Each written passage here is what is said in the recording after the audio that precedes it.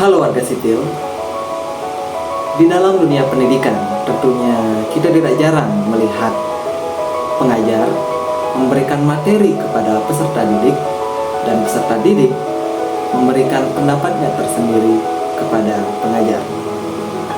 Tahu nggak? Itu merupakan salah satu bentuk dari teori belajar. Lalu apa itu teori belajar sebenarnya? Secara singkat, teori belajar merupakan prinsip atau konsep yang menjelaskan tentang bagaimana individu bisa mendapatkan pengetahuan dan keterampilan. Teori belajar ini sangat penting tentunya agar pengajar dapat menentukan apa metode pembelajaran yang cocok dengan peserta didik. Tentunya dengan metode pembelajaran yang cocok dapat menaikkan kemungkinan peserta didik dalam memahami materi yang telah diberikan. Selain itu, teori belajar ini dapat memberikan kesempatan bagi pengajar dalam lebih memahami bagaimana pemikiran peserta didik mereka. Terdapat beberapa jenis dari teori belajar. Yang pertama, teori behavioristik.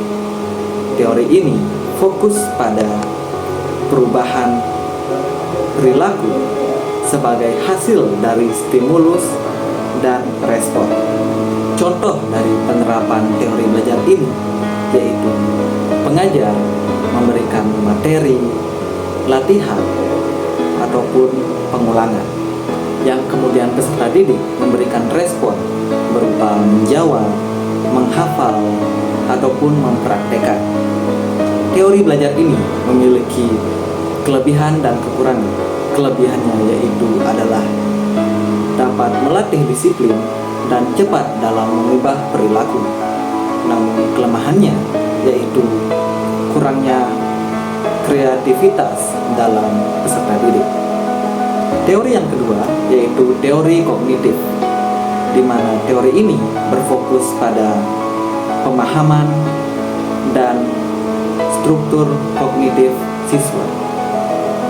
Contoh penerapan dari teori belajar ini yaitu pengajar melakukan pembelajaran dengan peta konsep, analogi, maupun diskusi agar pembelajaran dapat lebih berarti. Teori belajar yang ketiga yaitu teori konstruktivisme, di mana teori belajar ini fokus kepada siswa yang menggunakan pengalamannya sendiri sebagai pembelajaran. Contoh penerapan teori belajar ini yaitu pengajar hanya bertugas sebagai fasilitator dan peserta didik mengemukakan pendapatnya tersendiri agar ia menjadi bisa lebih kreatif. Kelebihan dari teori belajar ini yaitu siswa dapat berpikir jauh lebih kritis daripada teori belajar yang lain.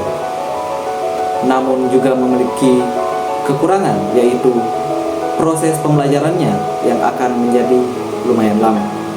Dan teori belajar yang terakhir yaitu teori humanistik, di mana teori ini berfokus penuh pada kepribadian peserta didik seutuhnya.